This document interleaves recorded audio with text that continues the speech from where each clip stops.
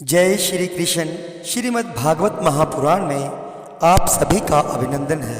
प्रथम स्कंद के प्रथम अध्याय में हमने सूत जी से शौनक आदि ऋषियों के प्रश्न के विषय में कथा का श्रवण किया था। आज हम प्रथम स्कंद के द्वितीय अध्याय में भगवत कथा और भगवत भक्ति का महात्म्य के विषय में कथा का श्रवण करेंगे। श्री व्यास जी कहते हैं, शौनक आदि ब्रह्मवादी ऋषियों के ये प्रश्न सुनकर रोमहर्षण के पुत्र उग्रश्रवा को बड़ा ही आनंद हुआ। उन्होंने ऋषियों के इस मंगलमय प्रश्न का अभिनंदन करके कहना आरंभ किया। सूत जी ने कहा, जिस समय श्री सुखदेव जी का यज्ञोपवीत संस्कार भी नहीं हुआ था, अनुष्ठान का अवसर भी नहीं आया था, उन्हें अकेले ही संन्यास लेने के उद्देश्य से जाते देखकर उनके पिता व्यास जी विरह से कातर होकर पुकारने लगे, बेटा बेटा। उस समय तन्मय होने के कारण श्री सुखदेव जी की ओर से वृक्षों ने उत्तर दिया था। ऐसे सबके हृदय में विराजमान श्री सुखदेव मुनि को मैं नमस्कार करता हूँ। यह श्रीमद् भागवत अत्यंत गोपनीय रहस्यमय पुराण है। यह भगवत स्वरूप का अनुभव कराने वाला और समस्त वेदों का सार है। संसार में फंसे हुए जो लोग इस घोर अज्ञान अंधकार से पार जाना चाहते हैं, उनके लिए आध्यात्मिक तत्वों को प्रकाशित कराने वाला यह एक अद्वितीय दीपक है। वास्तव में उन्हीं पर करुणा करके बड़े बड़े मुनियों के आचार्य श्री सुखदेव जी ने इसका वर्णन किया है। मैं उनकी शरण ग्रहण करता हूँ।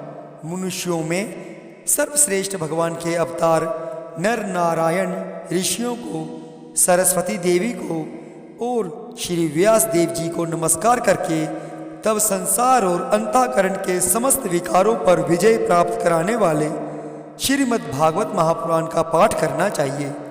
ऋषियों, आपने संपूर्ण विश्व के कल्याण के लिए यह बहुत सुंदर प्रश्न किया है, क्योंकि यह प्रश्न श्री कृष्ण के संबंध में है और इससे भली भांति आत्मशुद्धि हो जाती है।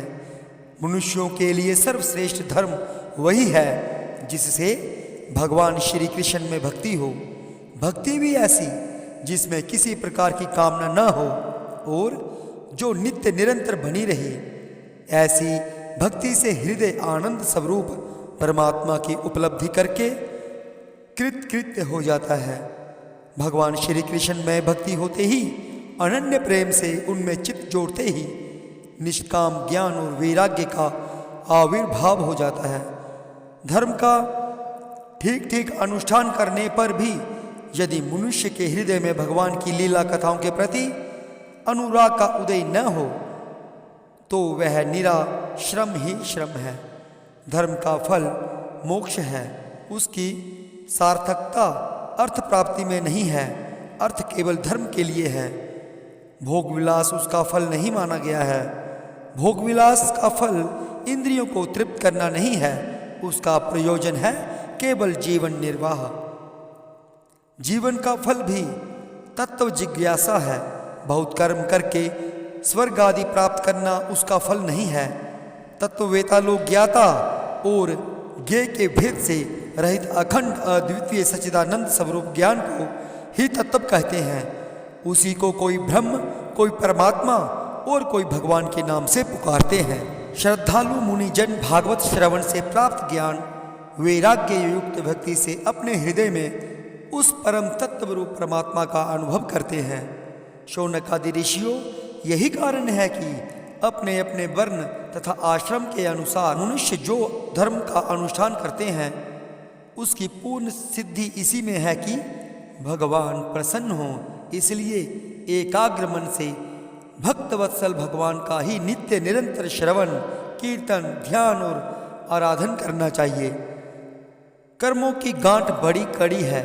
विचारवान पुरुष भगवान के चिंतन की तलवार से उस गांठ को काट डालते हैं। तब भला ऐसा कौन मनुष्य होगा जो भगवान की लीला कथा में प्रेम न करे। शौनक आदि ऋषियों, पवित्र तीर्थों का सेवन करने से महत सेवा, तदंतर श्रवण की इच्छा, फिर श्रद्धा, तत्पश्चात भगवत कथा में रुचि होती है। भगवान श्री कृष्ण के यश का श्रवण और कीर्तन दोनों पवित्र करने वाले हैं। वे अपनी कथा सुनने वालों के हृदय में आकर स्थित हो जाते हैं और उनकी अशुभ वासनाओं को नष्ट कर देते हैं, क्योंकि वे संतों के नित्य सुहृद हैं। जब श्री भागवत अथवा भगवत भक्तों के निरंतर सेवन से अशुभ वासनाएं नष्ट हो जाती हैं, तब पवित्र कीर्ति भगवान श्री कृष्ण के प्रति स्थायी प्रेम की प्राप्ति होती है। तब रजोगुण और तमोगुण के भाव, काम और लोभ आदि शांत हो जाते हैं और चित्त इनसे रहित होकर सत्वगुण में स्थित एवं निर्मल हो जाता है। इस प्रकार भगवान की प्रेममयी भक्ति से जब संसार की समस्त आसक्तियां मिट जाती हैं, हृदय आनंद से भर जाता है, तब भगवान के तत्व का अनुभव अपने आप हो जाता है। हृदय में आत्म स्वरूप भगवान का साक्षात्कार होते ही हृदय की ग्रंथि टूट जाती है, सारे संदेह मिट जाते हैं और कर्म बंधन क्षीण हो जाता है। इसी से बुद्धिमान लोग नित्य निरंतर बड़े आनंद से भगवान श्री कृष्ण के प्रति प्रेम भक्ति करते हैं, जिससे आत्म प्रसाद की प्राप्ति होती है। प्रकृति के 3 गुण हैं, सत, रज और तम। इनको स्वीकार करके इस संसार की स्थिति, उत्पत्ति और प्रलय के लिए एक अद्वितीय परमात्मा ही विष्णु, ब्रह्मा और रुद्र, ये 3 नाम ग्रहण करते हैं। फिर भी मनुष्यों का परम कल्याण तो सत्व गुण स्वीकार करने वाले श्री हरि से ही होता है। जैसे पृथ्वी के विकार लकड़ी की अपेक्षा धुआं श्रेष्ठ है और उससे भी श्रेष्ठ अग्नि है, क्योंकि वेदोक्त यज्ञ याग आदि के द्वारा अग्नि सद्गति देने वाला है, वैसे ही तमोगुण से रजोगुण श्रेष्ठ है और रजोगुण से सत्वगुण श्रेष्ठ है, क्योंकि यह भगवान का दर्शन कराने वाला है। प्राचीन युग में महात्मा लोग अपने कल्याण के लिए विशुद्ध सत्वमय भगवान विष्णु की ही आराधना किया करते थे। अब भी जो लोग उनका अनुसरण करते हैं, वे उन्हीं के समान कल्याण भाजन होते हैं। जो लोग इस संसार सागर से पार जाना चाहते हैं, वे यद्यपि किसी की निंदा तो नहीं करते, न किसी में दोष ही देखते हैं, फिर भी घोर रूप वाले तमोगुणी, रजोगुणी, भेरवादी भूतपतियों की उपासना न करके सत्वगुणी विष्णु भगवान और उनके अंश कला स्वरूपों का ही भजन करते हैं।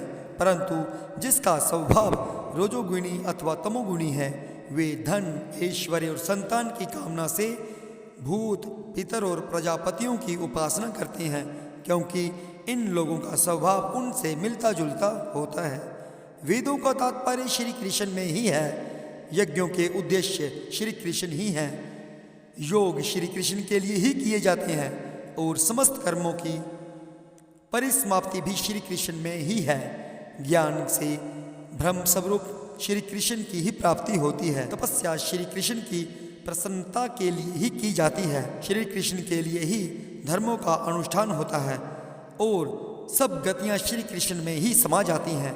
यद्यपि भगवान श्री कृष्ण प्रकृति और उसके गुणों से अतीत हैं, फिर भी अपनी गुणमयी माया से जो प्रपंच की दृष्टि से है और तत्व की दृष्टि से नहीं है, उन्होंने ही सर्ग के आदि में इस संसार की रचना की थी। यह सत्य, रज और तम तीनों गुण उसी माया के विलास हैं। उनके भीतर रहकर भगवान इनसे युक्त सरीखे मालूम पड़ते हैं। वास्तव में तो वे परिपूर्ण विज्ञान आनंद घन हैं।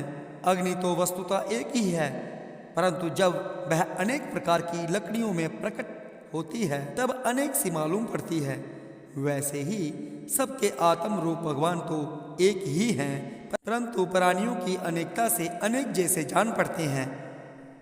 भगवान ही सूक्ष्म भूत, तन्मात्रा, इंद्रिय तथा अंतःकरण आदि गुणों के विकारभूत भावों के द्वारा नाना प्रकार की योनियों का निर्माण करते हैं और उनमें भिन्न भिन्न जीवों के रूप में प्रवेश करके उन योनियों के अनुरूप विश्वों का उपभोग करते कराते हैं।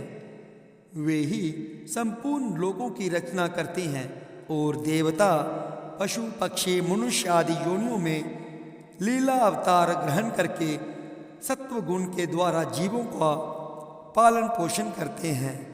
जय श्री कृष्ण।